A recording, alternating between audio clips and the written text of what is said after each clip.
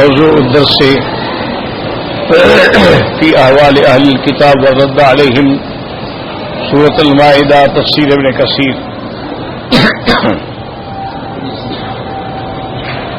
الحمد لله رب العالمين والصلاة والسلام على أشرف الأنبياء وسيد المرسلين سيدنا محمد وعلى آله وأصحابه أجمعين. اللهم صل على سيدنا محمد وعلى آل سيدنا محمد كما صليت على إبراهيم وعلى آل إبراهيم في العالمين إنك حميد مجيد. أعوذ بالله من الشيطان الرجيم. بسم الله الرحمن الرحيم. يا أهل الكتاب قد جاءكم رسولنا يبين لكم على فترة من الرسل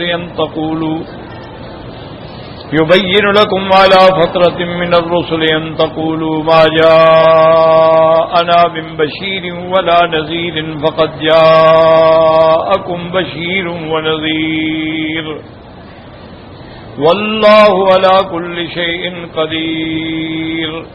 قال المؤلف والمفسر رحمه الله تعالى أدام النفع بعلومه وعلومكم في الدارين آمين إلى أن قال يقول تعالى مخاطبا أهل الكتاب من اليهود والنصارى بأنه قد أرسل إليهم رسوله محمدا صلى الله عليه وسلم خاتم النبيين الذي لا نبي بعده ولا رسول بل هو المعقب لجميعهم.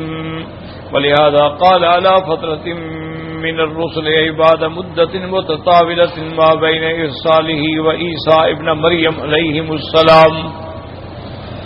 اب رحمۃ اللہ علیہ ان آیات کی تشریح فرماتے ہیں کہ اللہ تبارک و تعالی نے اہل کتاب کو خطاب فرمایا. اہل کتاب میں یہود اور نصارہ دونوں شامل ہیں. بِأَنَّهُ قَدْ أَرْسَلَ إِلَيْهِمْ کہ اللہ پاک نے فرمایا کہ میں نے تمہاری طرف ایک ایسا رسول بھیجا ہے جس کا نام حضرت محمد مصطفیٰ صلی اللہ علیہ وسلم ہے. خاتم النبیین جو تمام انبیاء کے آخر ہیں اور ختم کرنے والے ہیں. لا نبی بعدہ جن کے بعد کوئی نبی نہیں ہوگا اور کوئی رسول نہیں ہوگا.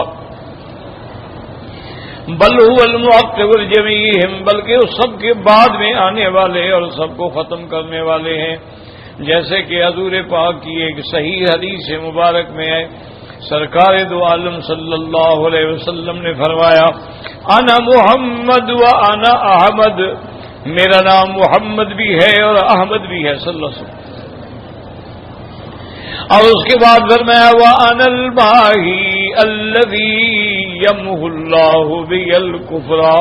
اور میرا نام ماہی بھی ہے اللہ میرے ذریعے سے کفر کو مٹائیں گے. وانا الحاشر الذی یحشر الناس علی قدمی. اور میرا نام حاشر بھی ہے کہ سب قیامت میں سب میرے پرچم کے نیچے جمع ہوں گے. وانا العاقب اور میرا نام عاقب بھی ہے اور اس کا معنی کیا ہے الذی لا نبی بعدہ جس کے بعد کوئی نبی نہیں ہوگا کیونکہ یہ صفت صرف حضور صلی اللہ علیہ وسلم کو ملی ہے. تمام انبیاء علیہم السلام کو اللہ تبارک و تعالی نے بڑے بڑے القاب سے بڑی بڑی شان سے نوازا ہے. جیسے فرمایا وَاذْكُرْ فِي الْكِتَابِ إِبْرَاهِيمَ إِنَّهُ كَانَ صِدِّيقًا نَبِيًّا. آپ کو صدیق کا لقب بھی ملا ہے خلیل اللہ کا لقب بھی ملا ہے. اسی طرح حضرت اسماعیل علیہ السلام کو ذبیح اللہ کا لقب ملا. حضرت موسیٰ علیہ السلام کو کلیم اللہ کا لقب ملا ہے. حضرت عیسیٰ علیہ السلام کو روح اللہ کا لقب ملا. ہر پیغمبر کو لیکن یہ خاتم النبیین صرف میرے آقا حضرت محمد مصطفیٰ صلی اللہ علیہ وسلم کی صفت ہے. چونکہ اللہ کے نظام میں ہر نبی کے بعد نبی ہوتا تھا ہر قوم کے لیے نبی ہوتا تھا. لیکن جب اللہ نے حضور کو بھیجا تو کافۃ للناس ساری مخلوق کے لیے بھیجا. عرب کے لیے بھی بھیجا عجم کے لیے بھی بھیجا. بعثت الی الاحمر والاسود. حضور پاک نے فرمایا کہ اللہ نے مجھے ہر گورے کالے کے لیے بھیجا ہے. تو اب دنیا کے اندر قیامت تک نبوت جو ہے وہ صرف حضرت محمد مصطفیٰ صلی اللہ علیہ وسلم. آج اگر کوئی موسیٰ علیہ السلام پہ ایمان لائے، عیسیٰ علیہ السلام پہ ایمان لائے تو نجات نہیں ہو سکتی جب تک کہ حضرت محمد مصطفیٰ صلی اللہ علیہ وسلم پر ایمان نہ لے آئے. اس لیے اللہ نے فرمایا وَلِهَٰذَا قَالَ عَلَىٰ فَطْرَةٍ مِّنَ الرُّسُلِ. فَطْرَةٍ مِّنَ الرُّسُلِ کا کیا معنی ہے؟ یعنی وہ ایسا دور، ایسا زمانہ جس میں کوئی پیغمبر نہیں آیا، جس میں کوئی وحی نہیں اتری ہے. بعد مدت متطاولہ، بہت لمبی مدت آپ کی اور حضرت عیسیٰ ابن مریم علیہ السلام کے درمیان میں ہے. وقد اختلفوا في مقدار هذه الفترة كم هي. وقال ابو عثمان النهدي وقتادة في رواية عنه كان 600 سنة. ابو فضل رحمۃ اللہ علیہ فرماتی ہیں کہ یہ مدت فترت جو ہے جس میں کوئی پیغمبر نہیں آیا، جس میں کوئی نبی نہیں آیا، اس مدت کے اندر اختلاف ہے. اور فرماتی ہیں کہ حضرت ابو عثمان النہدی اور حضرت قتادہ فرماتی ہیں کہ 600 سنۃ 600 سال کی مدت ہے، یعنی 600 سال کے اندر اللہ نے کوئی پیغمبر نہیں بھیجا، کوئی نبی نہیں بھیجا. ورواه البخاری عن سلمان الفارسی عن قتادہ 560 سنۃ. اور ایک روایت میں جو امام بخاری رحمۃ اللہ علیہ نے حضرت سلمان فارسی اور حضرت قتادہ سے روایت کی ہے 560 سال. وقال امام نواز صاحب 540 سنۃ. حضرت امام فرماتی ہیں کہ 540 سال. وقال ذائق 430 سنۃ. حضرت ذائق فرماتی ہیں کہ 400 سال اور یا 30 سال. وذکر نسائی ترجمہ عیسیٰ علیہ السلام الشعبی انه قال ومن رفع المسیح الى ہجرت النبی صلی اللہ علیہ وسلم 933 سنۃ. اور انہوں نے ابن عساکر نے حضرت عیسیٰ علیہ السلام کی سیرت کے اندر یہ لکھا ہے کہ حضرت عیسیٰ علیہ السلام کے اٹھانے سے جب اللہ نے ان کو آسمانوں پر زندہ اٹھا لیا اور زندہ محفوظ ہیں، حضور صلی اللہ علیہ وسلم کے ہجرت فرمانے تک، یعنی آپ کا مکے سے مدینہ ہجرت فرمانے تک تقریباً 933 سال بنتے ہیں. والمشہور والقول الاول وهو 600 سنۃ. لیکن مفسر فرماتے ہیں کہ مشہور وہی بات ہے کہ 600 سال کا فاصلہ ہے. ومنهم من يقول 620 سنة لا منافاة بينهما فإن القائل أراد 600 سنة شمسية والآخر أراد قمرية وبين كل 100 سنة شمسية والقمرية نحو من 3 سنين. اب مفسر رحمۃ اللہ علیہ فرماتی ہیں، بات کہتی ہیں کہ 620 سال. تو فرماتی ہیں ان دو قولوں میں کوئی جھگڑا نہیں ہے، کیونکہ اگر دیکھا جائے 600 سال تو مراد یہ ہے کہ سنہ شمسی مراد ہے، اور جنہوں نے سنہ قمری مراد لیا تو انہوں نے فرمایا ہے کہ 620 سال، کیونکہ یہ قاعدہ ہے ہر سال شمسی اور قمری کے درمیان 3 سال کا فرق ہوتا ہے. یعنی شمسی سال یا قمری شمار کریں گے تو 3 سال کا فرق ہوگا. جیسے اللہ فرماتے ہیں وَلَبِثُوا فِي كَهْفِهِمْ 300 سِنِينَ وَازْدَادُوا 9 قمریۃ لتکمیل 300 الشمسیۃ التي كانت معلومۃ لأہل الکتاب. جیسے کہ اللہ نے فرمایا کہ اصحاب کہف نے 309 سال. تو وہاں بھی یہی ہے کہ وہ 9 سال زیادہ کیوں کیے گئے قمری کے اعتبار سے، تاکہ 300 سال شمسی جو ہے وہ مکمل ہو جائیں. وقالت الفترة بين عيسى ابن مريم آخر انبیاء بنی اسرائیل وبين محمد خاتم النبیین من بنی آدم على الاطلاق كما ثبت في صحيح البخاري عن ابي هريرة رضي الله تعالى عنه ان رسول الله صلى الله عليه وسلم قال انا اولى الناس بابن مريم لانه ليس بيني وبينه نبي. یعنی حضرت عیسیٰ ابن مریم جو انبیاء بنو اسرائیل کے آخر میں ہیں، اس کے بعد پھر بنو اسرائیل سے کوئی نبی نہیں آیا. اور حضرت محمد مصطفیٰ صلی اللہ علیہ وسلم خاتم النبیین، اور یہ سب بنو آدم ہیں. کما ثبت فی صحیح البخاری، جیسے کہ صحیح بخاری کے اندر یہ روایت موجود ہے، نبی ہریرہ رضی اللہ تعالی عنہ ان رسول اللہ صلی اللہ علیہ وسلم قال انا اولی الناس بابن مریم، آپ نے فرمایا سب سے قریب ابن مریم کے میں ہوں، لأنه ليس بيني وبينه نبي، وهذا فيه رد على من زعم أنه بعث بعد عيسى نبي۔ مفسر فرماتے ہیں کہ اس حدیث بخاری سے یہ رد ہوتا ہے جن لوگوں نے یہ بات نقل کی ہے کہ عیسیٰ علیہ السلام کے بعد بھی ایک نبی پیدا ہوئے جن کا نام خالد ابن سنان تھا، کما حکا القضائی وغیرہ۔ والمقصود ان اللہ بعث محمد صلی اللہ علیہ وسلم على فطرة من الرسل وطموس من السبل وتغيير الأديان وكثرة عبادة الأوثان والنيران والصلبان، فكانت النعمة به أتم النعم والحاجة إليه أمر أمم، فإن الفساد كان قد أم جميع البلاد والطغيان والجهل قد ظهر في سائر العباد إلا قليلا من المتمسكين ببقايا من دين الأنبياء الأقدمين من بعض أحبار اليهود وعباد النصارى والصابئين۔ اب مفسر رحمت اللہ علیہ فرماتی ہیں کہ مقصود کلام کیا ہے کہ اللہ تبارک و تعالی نے رحمت دو عالم سیدنا محمد مصطفیٰ صلی اللہ علیہ وسلم کو بھیجا کہ جب رسالت اور نبوت کا دور کٹ گیا تھا، رک گیا تھا، وطموس من السبل، جب صراط راستے مٹ گئے تھے، وتغیر الادیان، جب دین میں تغیر آ گیا تھا، نصارہ بھی کئی قسموں میں بٹ گئے اور یہودی بھی کئی قسموں میں بٹ گئے، وکثرت عبادت الاوثان، اور بہت زیادہ بتوں کی پوجا شروع ہو گئی اور آگ کی پوجا شروع ہو گئی اور صلیب کی پوجا شروع ہو گئی۔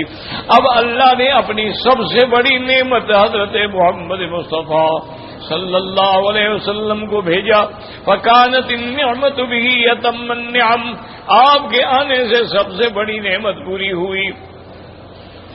اور حضور جس وقت آئے ہیں اس وقت بہت زیادہ حاجت تھی اس بات کی کہ کوئی پیغمبر اللہ بھیجے۔ فإن الفساد كان قد أم جميع البلاد، کیونکہ تمام دنیا میں فساد پھیل چکا تھا، والطغیان والجہل، ہر جگہ ظلم، زیادتی، جہالت، كالظهر في سائر العباد الا قليلا من المتمسكين ببقايا من دين الانبیاء۔ بالکل پورے عالم میں فساد پھیل گیا، بہت تھوڑے لوگ تھے جو دین اپنے انبیاء پر قائم تھے، من بعض احبار الیہود و عباد النصارى والصابئین، یہودیوں میں بھی نصرانیوں میں بھی بعض لوگ یہ تو صحیح دین پہ قائم تھے۔ تو اب اس بات کو سمجھیں کہ میں نے کل بھی عرض کیا تھا کہ یہ تاریخوں کا معاملہ جو ہے اس کا کوئی فیصلہ ہو ہی نہیں سکتا، جب ریکارڈ ہی نہ ہو تو پھر فیصلہ کیسے ہو سکتا ہے؟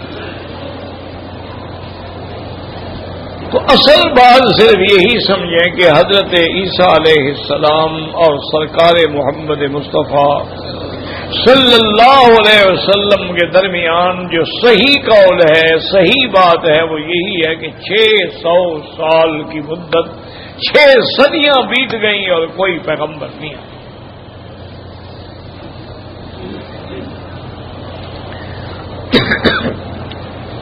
اور جب 600 سال کی مدت میں کوئی پیغمبر نہ آئے تو صاف بات ہے کہ پوری دنیا پہ فساد، طغیان، جہالت، بت پرستی، آگ پرستی اور سورج کی عبادت، چاند کی، یعنی پھر جتنے لوگ تھے نا جی سب اپنے اپنے خیالات میں چل پڑے، پوری دنیا میں فساد پھیل۔ اب ضرورت اس بات کی تھی کہ کوئی ایسا شان والا پیغمبر اللہ بھیجے جو آ کر اس عالم کی ہدایت کا ذریعہ بن جائے۔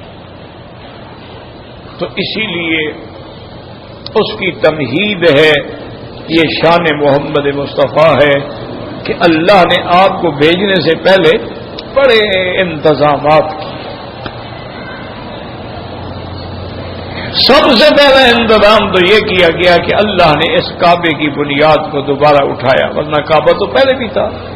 کعبہ تو فرشتوں نے بنایا تھا، کعبہ تو آدم علیہ السلام سے پہلے بھی تھا.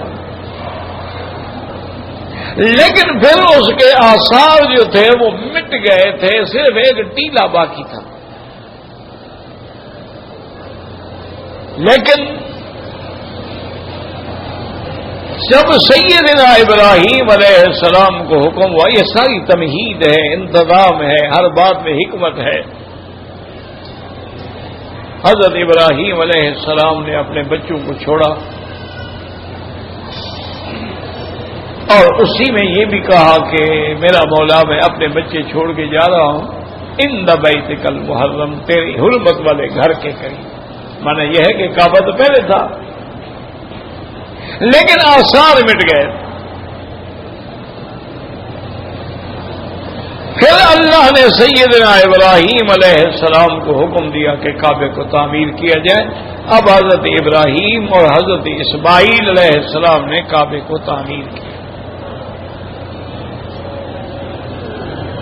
وَإِذْ يَرْفَعُ إِبْرَاهِيمُ الْقَوَاعِدَ مِنَ الْبَيْتِ وَإِسْمَاعِيلُ، ان دونوں نے اس کعبے کی تعمیر کی. جب اللہ کا گھر بن گیا، بڑا سادہ سا گھر تھا، سادہ پتھر لگے ہوئے، تو اس کے بعد سیدنا ابراہیم نے دعا مانگی تھی کہ ربنا تقبل منا انک انت السمیع العلیم، کہ یا اللہ ہم نے آپ کے حکم کی تعمیل کر دی ہے، اب قبول فرما.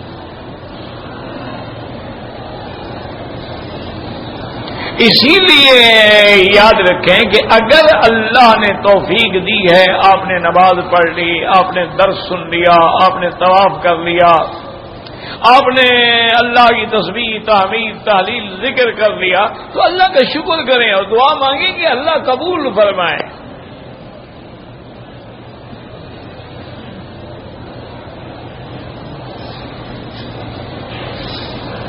ویسے جو علامت قبول ہے یاد رکھ لیں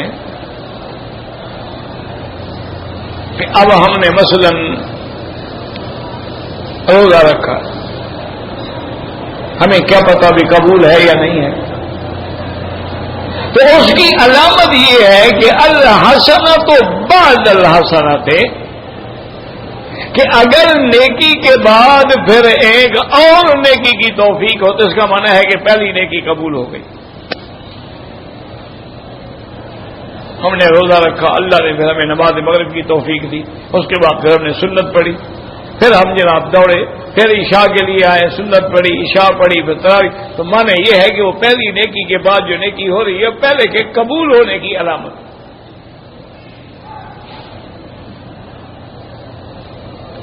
اسی طرح اگر نیک عمل کرنے کے بعد پھر برائی میں آدمی پڑ جائے تو سمجھے وہ پہلی نیکی بھی قبول نہیں ہوئی. اب بہت سارے لوگ ہیں رمضان میں ماشاءاللہ پکے نمازی ہوتے ہیں، رمضان ختم نماز ختم.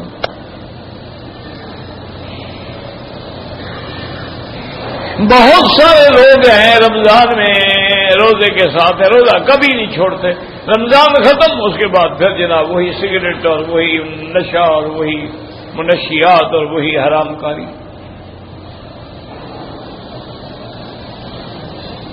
تو اس کا معنی یہ ہوتا ہے کہ ہماری پہلی نیکی بھی قبول نہیں ہوئی، کیونکہ اس قسم کا انداز جو ہے نا جی وہ تو بڑے بڑے آپ نے دیکھا نہیں ہے کہ 10 دن محرم کے شیعہ بھی کوئی گناہ تو گناہ اپنی بیوی سے بھی نہیں ملتے،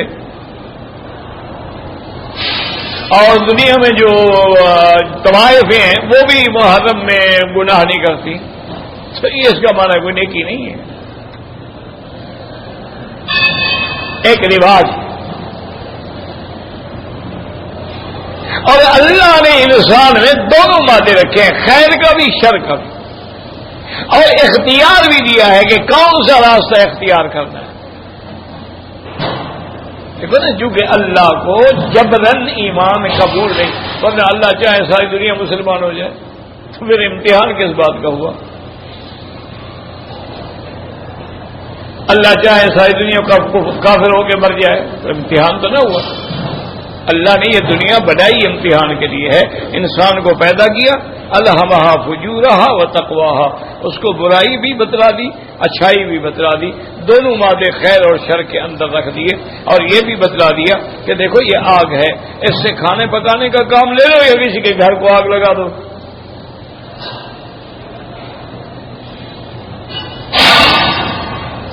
اور نوع من الاختیار دیا ہے۔ یہ بات غلط ہوتی ہے جو لوگوں کے دماغ کبھی اللہ نے تقدیر میں جب لکھ دیا تھا کہ میں نے گناہ کرنا ہے، اللہ کے بندے یہ بات نہیں ہے، تمہاری سمجھ خراب ہے۔ اب آپ دیکھتے ہیں کہ آپ کے کمرے میں اے سی لگا ہے یا گاڑی میں اے سی لگا ہے، اس میں دونوں چیزیں ہوتی ہیں کہ آپ نے اس کو کول پہ رکھنا ہے یا ہیٹنگ پہ رکھنا ہے۔ اگر آپ اس کے سبز نشان پہ رکھیں گے تو وہ ٹھنڈا کرے گا، سرخ پہ رکھیں گے تو گرم کرے گا۔ اب اگر گرمی کے زمانے میں اس کو آپ سرخ پہ رکھ کے چلا دیں تو لکھنے کا قصور ہے یا چلانے والے کا قصور ہے؟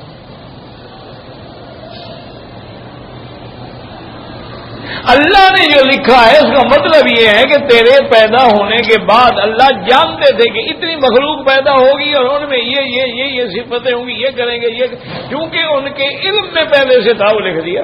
یہ نہیں کہ تمہیں جبر کیا ہے کہ گناہ کرو،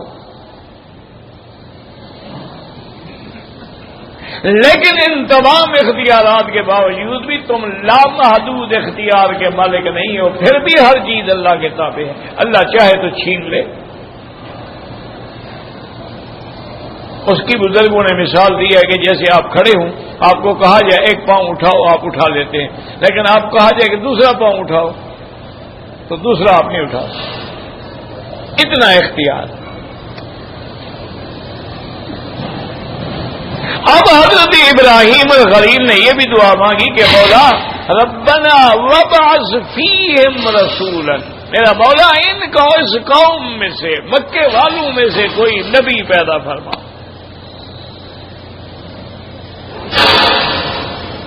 جو ان پہ آگے تیرا کتاب کی تلاوت کرے، ان کو تعلیم دے، ان کو دانائی سکھلائے، ان کی ظاہری باطنی پاکیزگی کا انتظام کرے۔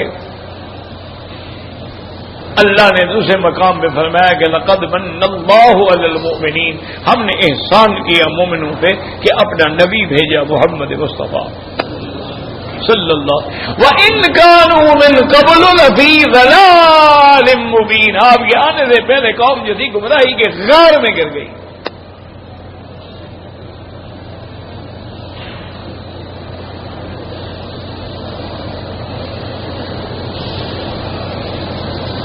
اس لیے کسی بزرگ نے سمجھایا کہ جو کبھی گناہ نہ کرے وہ فرشتہ ہے یا نبی ہے، وہ گناہوں سے پاک، اور جو گناہ کرے اور توبہ کرے وہ انسان ہے، مطلق انسان۔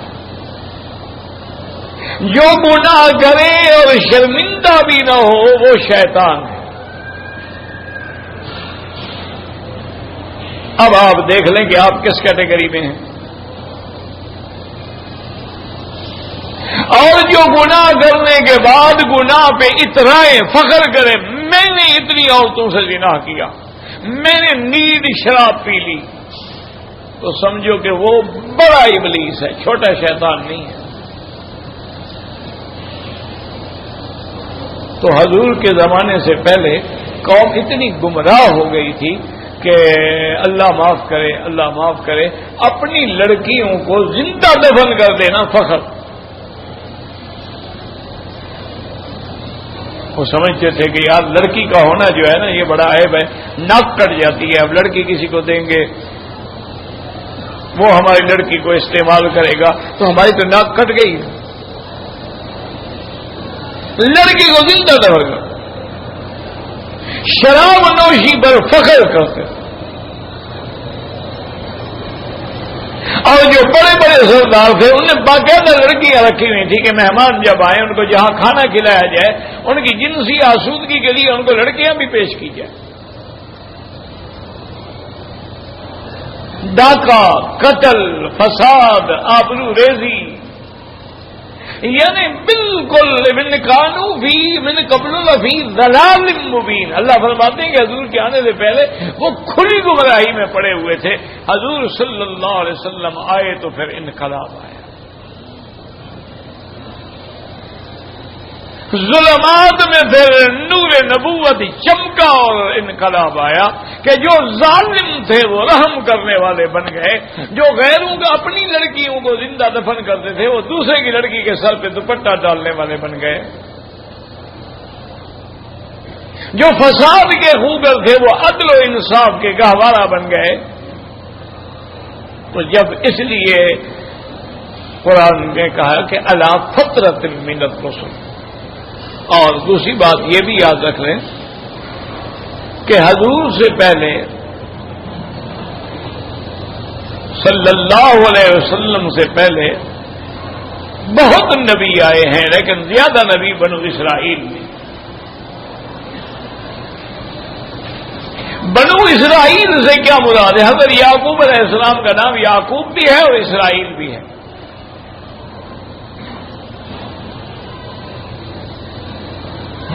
ان میں اللہ نے ہزاروں پیغمبر بھیجے. اب آخری نبی بنو اسرائیل کا آخری پیغمبر جو ہے وہ حضرت عیسیٰ علیہ السلام. اس کے بعد بنو اسرائیل سے نبوت ختم. بنو اسرائیل میں نبی بھی بے انتہا ہے. اللہ نے فرمایا کہ میری نعمتوں کو یاد جعل فیکم اللہ نے فرمایا کہ جعل فیکم انبیاء، ہم نے تم میں نبی بھیجے، نبی بنائے.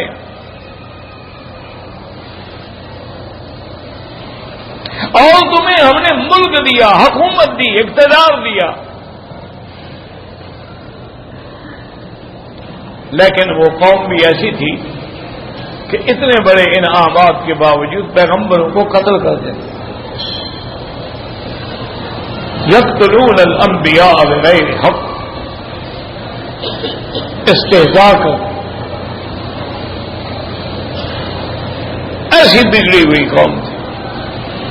اور سب سے آخری نبی کون ہے؟ حضرت عیسیٰ ابن مریم. اور آپ کی نسبت جو کہ ماں کی طرف ہے کیونکہ اللہ نے آپ کو بغیر باپ کے پیدا کیا.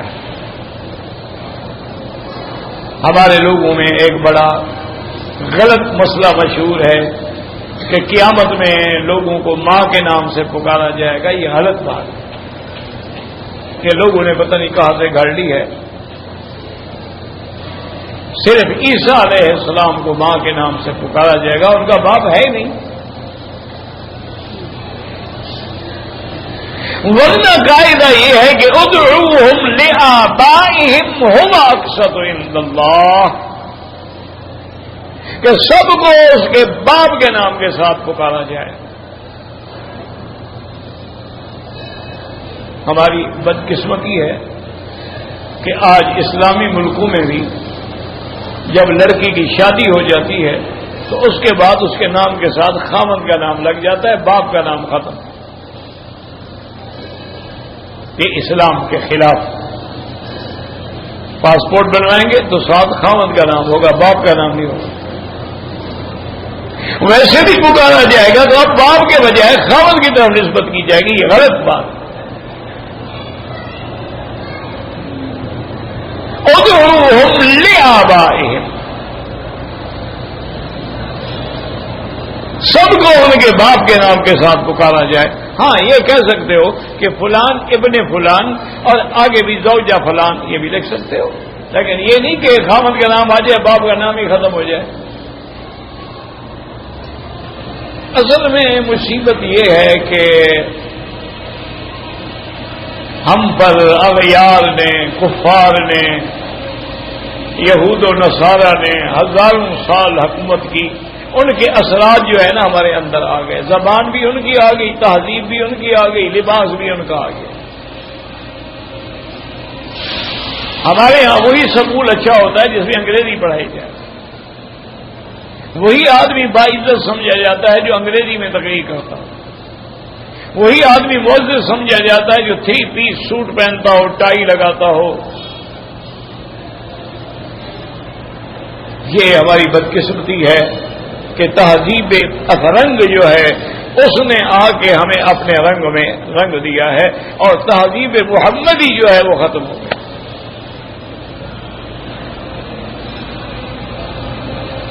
اب چونکہ انگریزوں میں بھی یہی رواج ہے کہ وہ ماں کا نام لکھتے ہیں، ان کی تو خیر مجبوری ہے نا، کیونکہ اس لیے کہ وہاں باپ کا پتہ ہی نہیں ہوتا نا کتنے باپ ہیں۔ وہ تو لڑکی ابھی بالغ بھی نہیں ہوتی اور فرینڈ بنانے شروع کر دیتی ہے۔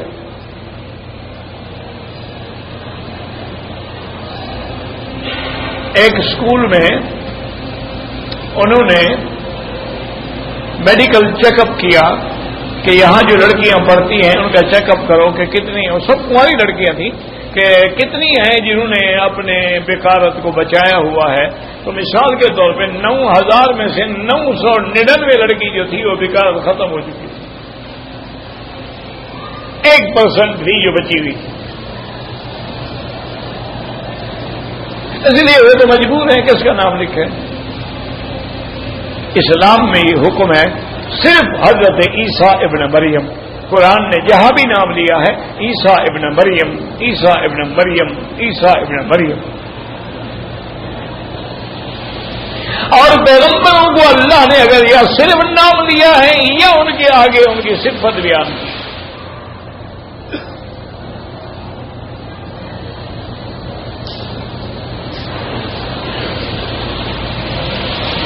تو اسی لیے قیامت میں صرف عیسیٰ علیہ السلام کو اللہ کہیں گے یا عیسیٰ ابن مریم اانت قلت للناس اتخذونی وامی الہین من دون اللہ۔ تو اب ایک مسئلے کو سمجھیں ضروری، بھئی ایک نبی گیا، دوسرا آیا، اس نے پہلے کی تصدیق کر دی کہ پہلے والا نبی حق تھا، اس کی کتاب بھی حق، شریعت بھی۔ اب حضور کے بعد تو نبی ہے کوئی نہیں، حضور نے تو سب کی تصدیق کر دی، لیکن حضور کی تصدیق کے لیے کون پیغمبر آئے؟ اس لیے اللہ نے یہ بھی انتظام کر دیا کہ عیسیٰ علیہ السلام کو زندہ آسمانوں پہ بٹھا دیا کہ تم زندہ بیٹھے رہو، قیامت کے قریب اترو گے اور میرے نبی کے تابع بنو گے، حضور کی شریعت پہ چلو گے، اور یہ ثابت ہو جائے گا دنیا کو کہ دین محمد مصطفیٰ حق ہے۔ اس لیے قرآن کہتا ہے کہ اس وقت اگر کوئی اہل کتاب زندہ ہوں گے وہ سب ایمان لے آئیں گے، سب مسلمان ہو جائیں، صلیب ختم، یہودیت ختم، نصرانیت ختم، صرف دین اسلام۔ اس لیے اللہ پاک نے تو اب وہ مدت جو راجع قول ہے وہ یہی ہے کہ 600 سال ہے، باقی حقیقت جو ہے وہ اللہ کے علم میں ہے، وہ حقیقتاً کتنا ہے۔ کما قال الامام احمد حدثنا یحییٰ بن سعید قال حدثنا هشام قال حدثنا قتادہ عن مطرف عن ایاد بن حماد المجاشعی رضی اللہ عنہ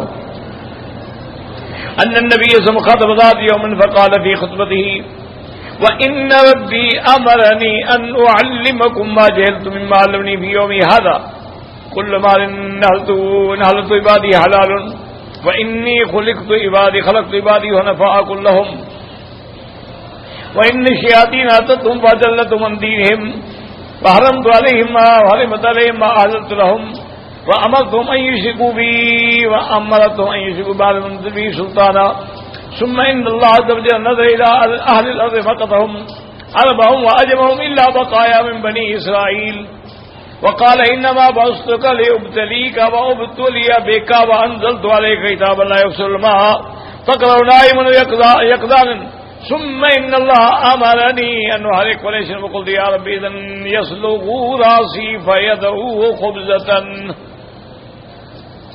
فقال استخرجهم كما استخرجوك واغزهم تغزوك وأنفق عليهم فسننفق عليك وبعث جيشا نبعث 5 أمثاله وقاتل بمن أطاعك من أصاك وأهل الجنة 3 ذو سلطان مقسط موفق متصدق ورجل رحیم رقیق القلب بكل ذی قربى ومسلم ورجل عفیف فقیر ذو عیال وأهل النار خمسة الضعيف الذي لا دين له والذين هم فيكم تبع أو تبعا شك يحيى لا يبتغون أهلا ولا مالا والخائن الذي لا يخفى له تبع وإن دق إلا خانه ورجل لا يصبر ولا يمسي إلا وهو يخاطئك عن أهلك ومالك وذكر البخل والكذب والشنذير الفاحش. اب اس روایت میں امام احمد رحمۃ اللہ علیہ فرماتے ہیں ایاز ابن حماد المجاشعی رضی اللہ عنہ فرماتے ہیں کہ حضور پاک نے ایک دن خطبہ دیا.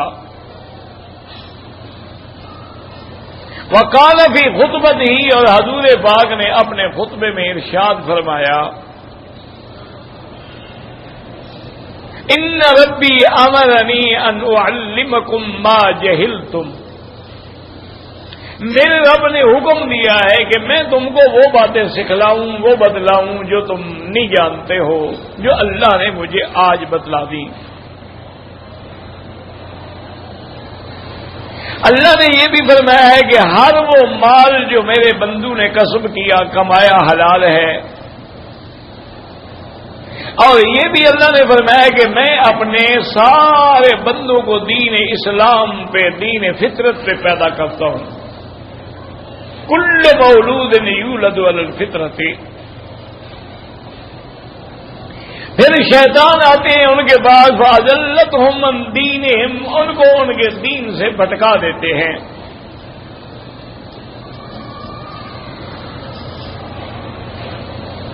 پھر میں نے ان پہ جو چیزیں حلال کی تھی ان کے بھٹکنے کے بعد، گمراہی کے بعد ان پہ حرام کر دی. وحرمت علیہم، ان شیاطین نے ان چیزوں کو حرام کیا جو میں نے حلال کی تھی، اور ان کو حکم دیا کہ اللہ کے ساتھ شرک کرو جس کی کوئی دلیل ہی نہیں ہے. پھر اللہ تبارک و تعالی نے روئے زمین پہ نظر فرمائی تو سب عربی اور عجمی جو تھے وہ گمراہ ہو گئے تھے. اللہ نے پھر ان سے نظر التفات ہٹا لی اور ان سے ناراضگی کا اظہار فرمایا. الا بقایا من بنی اسرائیل، مگر بہت تھوڑے جو بنی اسرائیل سے بچ گئے تھے جو دین پہ قائم تھے، باقی سب پہ اللہ ناراض ہوئے. پھر اللہ نے فرمایا کہ میرے محبوب انی انما بعثتک، میں نے تمہیں جو بھیجا ہے لأبتلیک، تمہارا بھی امتحان ہوگا اور تمہاری ذات کے ساتھ لوگوں کا بھی امتحان ہوگا. وَأَنزَلْتُ عَلَيْكَ كِتَابًا، اور میں نے تم پر جو قرآن اتارا ہے وہ ایسی کتاب ہے کہ لا يغسل الماء، جو کسی پانی سے مٹ نہیں سکتی کہ دھو کے ختم کر دی جائے.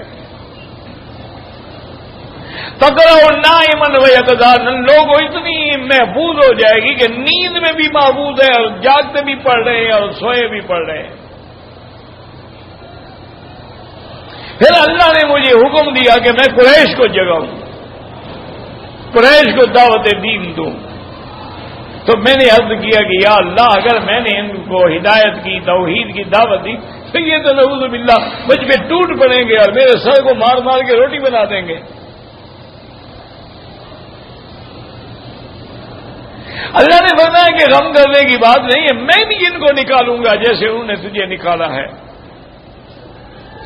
آپ ان سے جہاد کریں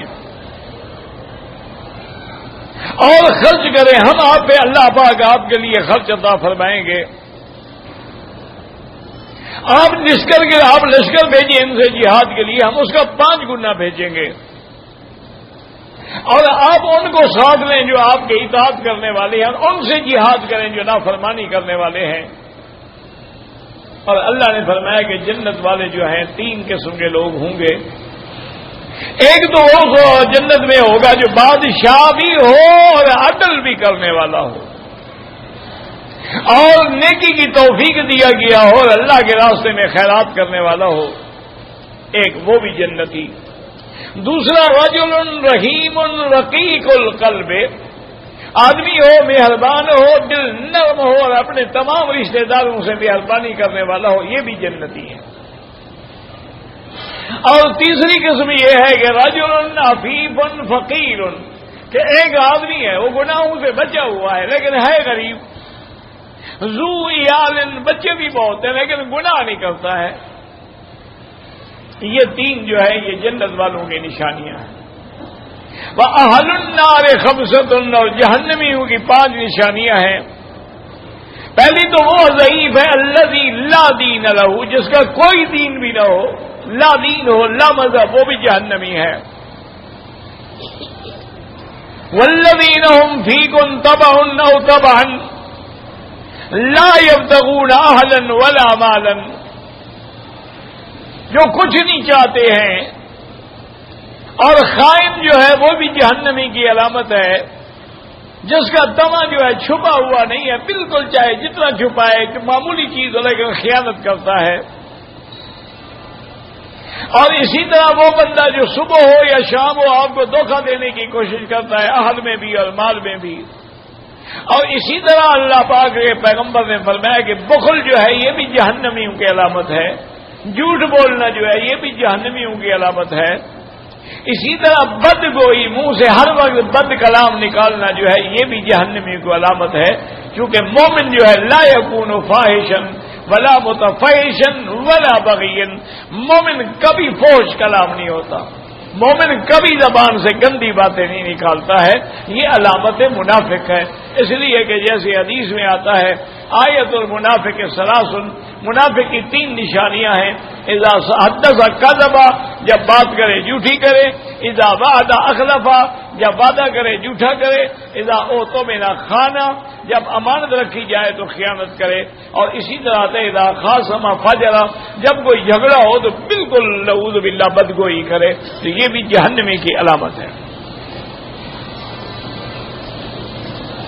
ثم رواه الامام احمد ومسلم والنسائی من غیر وجہ عن قتادہ عن مطرف بن عبد الله بن الشخير، وفي رواية شعبة عن قتادة تصريح بسماع قتادة هذا حديث مطرف، وقد ذكر الامام احمد في مسنده ان قتادة لم يسمعه من مطرف وانما سمعه من 4 عنه، ثم رواه عن روح نوف بن حكيم الاسلم والحسن قال حدثني مطرف بن اياس بن حماد ذكره، فرواه النسائی من حدیث غندر نوف العرابی به، والمقصود من ایراد هذا ذکر ان اللہ نظر الى اهل الارض ومقتهم عربهم عجمهم وعربهم الا بقایا من بنی اسرائیل، وفي لفظ مسلم من اهل الكتاب، وكان الدين كالابتبس على الارض كلهم حتى بعث الله محمدا صلی اللہ علیہ وسلم، یعنی عرب عجم سب برباد ہو گئے تھے مگر تھوڑے لوگ تھے جو اہل کتاب میں سے باقی تھے دین پہ۔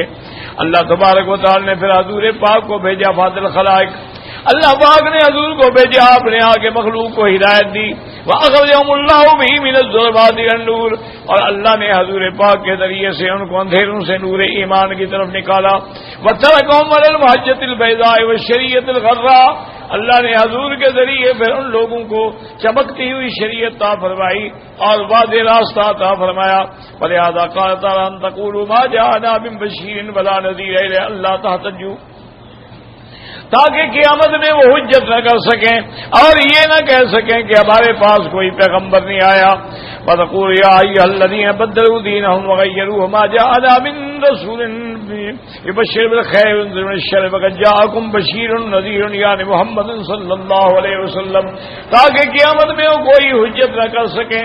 اب اللہ نے فرمایا کہ تمہارے پاس میں نے حضرت محمد مصطفیٰ کو بھیج دیا ہے، واللہ علی کل شیء قدیر، معنی ہو انی قادر علی عقاب من نصرنی وثواب من اطاعنی، یعنی اللہ قادر ہے جو اطاعت کرے اس کو ثواب دے اور جو نافرمانی کرے اس کو عذاب دے، اللہ ہر چیز پہ قادر ہے، واللہ اعلم۔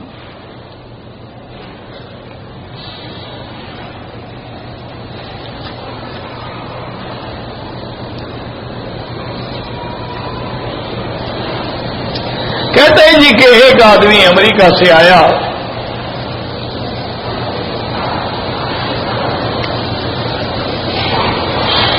اور وہ دونوں میاں بیوی جو ہیں عشاء کی نماز کے بعد سو گئے،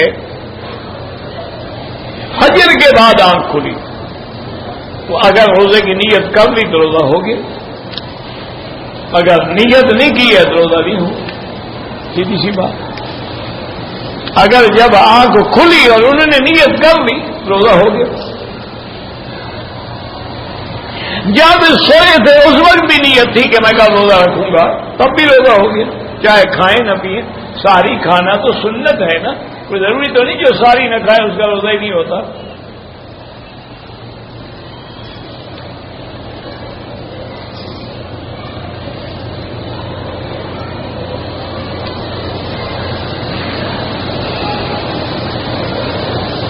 ایک آدمی نے زمین لینے کے لیے کہا، زمین کا سودا ہو گیا، اس نے 1 لاکھ دے دیا کہ باقی پیسے جو ہیں دے کر میں زمین رجسٹری کراؤں گا۔ اب جب وقت آیا تو وہ زمین لینے والا کہتا ہے میں زمین نہیں لیتا، تو کیا اب وہ اس کا 1 لاکھ واپس ہوگا؟ بالکل واپس ہوگا، وہ تو اس کا حق ہے، اس کا حق آپ کیسے رکھ سکتے ہیں؟ جب اس نے زمین نہیں لی ہے اس کے پیسے اس کو واپس کریں۔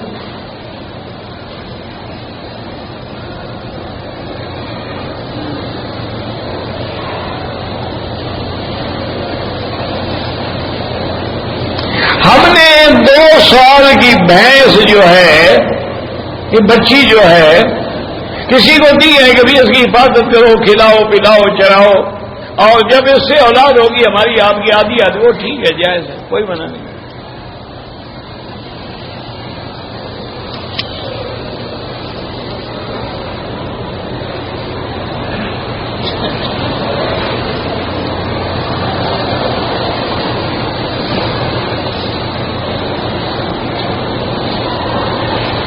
کہتے ہیں جی کہ 1932 میں 1935 اچھا 2 رجب ایک آدمی نے اپنی بیوی کو موبائل پہ رسالہ لکھا کہ میں تجھے طلاق دیتا ہوں، پھر اسی وقت اپنے بیوی کے بھائی کے موبائل پر بھی رسالہ بھیجا کہ میں تمہیں فارغ کرتا ہوں، طلاق ہو گئی، بالکل طلاق۔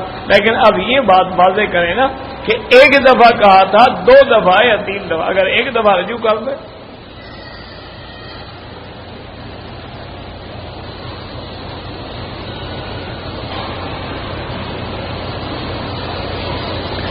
میرا پیسہ جو ہے کسی بندے کے پاس قرضہ ہے، اب اس نے قرضہ واپس نہیں کیا ہے تو مجھے زکوٰۃ دینی ہوگی نہیں؟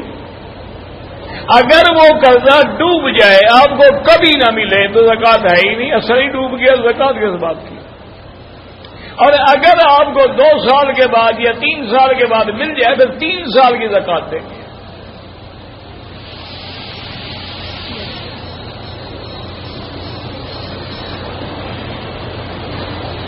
آدمی کے مرنے کے بعد سوال جواب ہوگا یا قبر میں ہوگا؟ میرا بھائی جس کو قبر میں رکھا جائے گا قبر میں ہوگا، جو تلاجے میں رکھا رہے تلاجے میں ہوگا، جو آگ میں جل جائے آگ میں ہوگا، جو پانی میں ڈوب جائے پانی میں، وہی اس کی قبر ہے۔ جہاں بھی ہوگا قبر ہے۔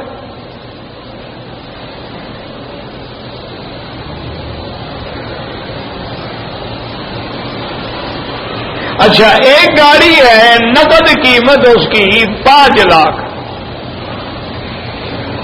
اگر ادھار میں لیا جائے تو 6 لاکھ ہے، یہ جائز ہے، اس میں سود نہیں ہوتا ہے، بات کو سمجھو۔ وہ کہتے ہیں کہ جناب یہ اینک جو ہے اگر آپ نے نقد دینے ہیں 10 ریال، ادھار دینے ہیں تو 15 ریال، تو اب آپ نے 15 ریال قبول کیا ہے، 15 ریال اس کی قیمت ہے، سود نہیں ہے۔ اس لیے یہ کی بات جو ہے، ویسے کوشش یہ کریں کہ اس سے بھی بچیں، جائز تو ہے لیکن تقویٰ اسی میں ہے کہ اس کے قریب بھی نہ جاؤ، اور اس میں بھی بڑی شرطیں ہیں۔ مثلا ایک آدمی کا شو روم ہے، آپ گاڑی لینے کے لیے جاتے ہیں کہ جی مجھے یہ گاڑی چاہیے، وہ کہتا ہے جی ٹھیک ہے، نقد میں ہے تو 10 لاکھ ہے اور ادھار میں ہے تو 12 لاکھ۔ وہ کہتے ہیں جی میں نقد میں لیتا ہوں، کہتے ہیں جی میں نقد میں نہیں بیچتا، میں تو ادھار میں بیچتا ہوں، تو پھر حرام ہے۔ اس کا معنی یہ ہے کہ اس نے زائد پیسہ کمانے کے لیے دکان کھولا ہوا ہے. اگر نقد والے کو دے دے گا ابھی 10 لاکھ دے تو لے جاؤ. ادھار والے کو بھی کہتے ٹھیک ہے جی آپ 12 لاکھ بعد 2 لاکھ بعد میں دینا اور لے جاؤ کوئی بات نہیں. لیکن بہتر یہی ہے ان چیزوں سے بھی بچو. اللہ توفیق دے نقد میں لے لو, نہ ملے کرائے پہ لے لو, ایجار پہ لے لو.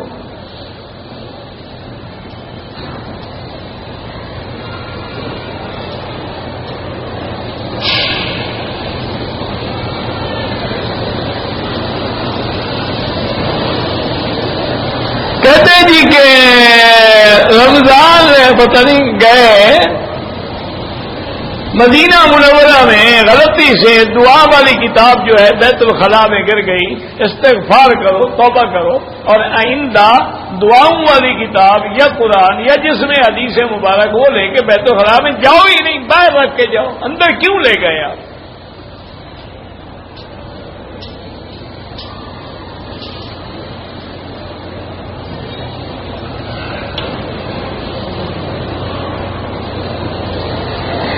ایک آدمی نے سندھ کے علاقے میں اپنی بہن کو کسی غیر محرم کے ساتھ غلط تعلق کا الزام لگا کے قتل کر دیا. پھر اس کی لاش کو دریا میں بہا دیا. وہ قاتل ہے اور اللہ اس کو قتل کی سزا دیں گے. اس کو کیا حق پہنچتا ہے؟ اگر اس عورت نے نعوذ باللہ گناہ کیا ہے تو اس کی شکایت کرے حکومت میں جا کے, اس کو سزا ملے گناہ کی. یہ حکم تو نہیں ہے کہ تم کاری کر کے قتل کر دو. بالکل قاتل ہے. اور قاتل کی سزا کیا ہے؟ من یقتل مؤمنا متعمدا فجزاؤہ جہنم خالدا فیہا, ہمیشہ جہنم. وغضب اللہ علیہ ولعنہ, اللہ کا غضب بھی اور اللہ کی لعنت بھی. وعد لہ عذابا مہینا. یہ ہمارے ہاں اس کو غیرت سمجھا جاتا ہے. کوئی غیرت نہیں. اللہ کے قانون کو توڑنا غیرت ہے. اچھا پھر عجیب لوگ ہیں, انا للہ و انا الیہ راجعون. اتنا دور گزر گیا ہے اب بھی جاہلیت کا یہ عالم ہے کہ نعوذ باللہ وہ ایک آدمی نے اپنی بہن کو اس لیے قتل کیا کہ وہ گلی سے گزر رہی تھی اور وہاں پہلے سے ایک لڑکا کھڑا تھا جو جلدی جلدی چلا گیا. ہاں وہ تمہارا یار تھا. اور کہا میں نے دیکھا ہی نہیں, مجھے پتہ ہی نہیں وہ کون ہے. اور نہیں, قتل کر دیا. اچھا کبھی یہ ہوتا ہے کہ عورت کاری ہو گئی, یعنی اس پر الزام لگ گیا زنا کا, وہ جا کے سردار کو دے آتے ہیں کہ جی یہ کاری ہو گئی ہے, اب یہ ہمارے کام کی نہیں ہے, آپ استعمال کریں. یہ غیرت ہے. اب سردار جو ہے نوکر کو دے دے, بیچ دے, کہیں جو مرضی آئے کرے. یہ جاہلیت ہے. اسلام کسی کو حق نہیں دیتا کہ قتل کر دو. اگر واقعی اس عورت نے زنا کیا ہے اس کو زنا کی سزا ملنی چاہیے, نہ کہ قتل کر دیا جائے. اور سزا کون دے گا؟ عدالت.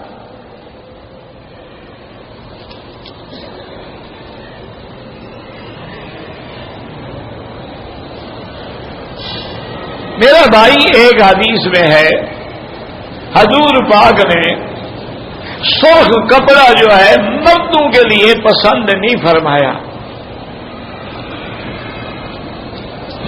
لیکن ایک دوسری حدیث میں یہ بھی ہے, صحابی کہتے ہیں میں نے خود آنکھوں سے دیکھا علیہ حلۃ حمرا, حضور پاک نے 2 سرخ چادریں باندھی ہوئی تھی. اس لیے علماء نے جمع کیا ہے کہ خالص سرخ ہو تو منع ہے, لیکن اس کے اندر اگر کوئی سفید لکیریں ہیں یا کسی اور رنگ کی لکیریں ہیں تو وہ جائز. اور حضور نے جو حلہ پہنا ہوا تھا وہ یمن کے علاقے کی چادریں تھیں, اور اس میں یہ ہوتا ہے کہ سرخ دھاریاں بھی ہوتی ہیں لیکن اور دھاریاں بھی ہوتی ہیں.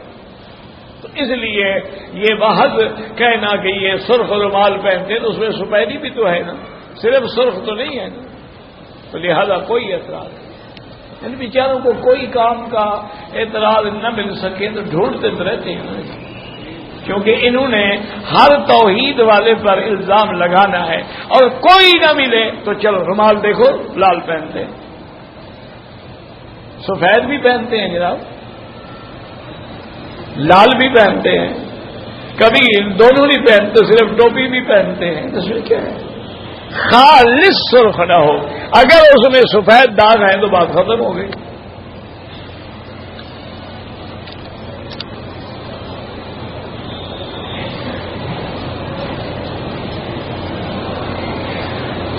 میں مکے میں رہتا ہوں، میں نے اپنا حج کیا ہے، اب میں اپنی والدہ کے لیے حج کرنا چاہتا ہوں، میری والدہ بالکل ٹھیک ہے، بھئی اس کو کیا ہو گیا؟ ہاں جی کیا ختم ہو گیا؟ چلو چھوڑو بس، اب ٹائم جو کتنا ہے چل پڑے گا۔ بہرحال یہ ہے کہ کہتے ہیں والدہ ٹھیک ہے، چلے بالکل ختم ہے۔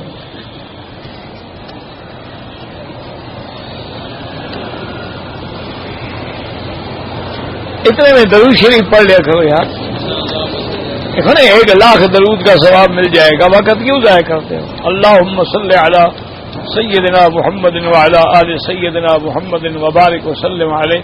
ایک ایک منٹ سے فائدہ اٹھاؤ جو اللہ مکے مدینے میں دے نا، چل رہے ہو، جا رہے ہو، گھر جا رہے ہو، سبحان اللہ الحمدللہ الحمدللہ اللہ اکبر لا الہ الا اللہ لا الہ، جو بھی یاد ہے، درود شریف یاد ہے پڑھ لیں۔ بہرحال کہتا ہے جی کہ میں ماں کے لیے حج کرنا چاہتا ہوں، میری ماں جو ہے وہ ٹھیک ہے لیکن حج کرنے کی طاقت نہیں رکھتی، آپ کر سکتے ہیں۔ اب کیا ہو گیا اس کو؟ میں نے کہا ابھی اس میں گڑبڑ ہے۔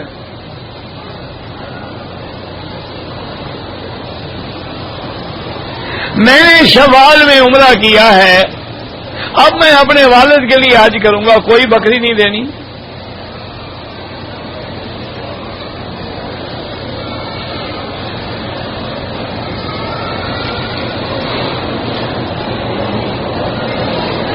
اگر ایک آدمی نے مکہ میں رہتا ہے، اس نے اعتکاف کے لیے مدینے میں گیا ہے، عید کے بعد مکے آنا ہے، حج افراد کرنا ہے، حج افراد کرنا ہے، عمرہ نہیں کرے گا، اگر عمرہ کرے گا تو حج افراد نہیں ہوگا۔